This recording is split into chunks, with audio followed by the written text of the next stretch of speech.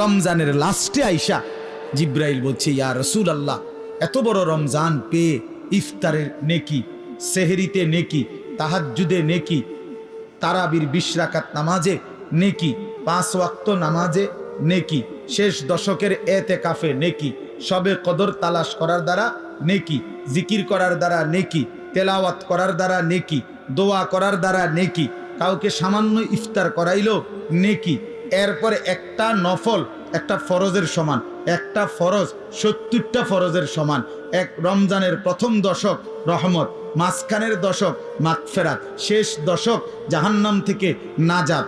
আল্লাহ বলেন জিব্রাইলের মাধ্যমে, নবী এত কিছু দিয়াও যেই বেঈমান রে মন গলাইতে পারলাম না, তারে আমি ভালো করাইতে পারলাম না, আমার দিকে ফিরাইতে পারলাম না, তার উপরে আমি আল্লাহর লানত, আমি ফেরেশতারও লানত। তো নবী বলে আমিন, হ জিব্রাইল, আমি মুহাম্মদেরও লানত।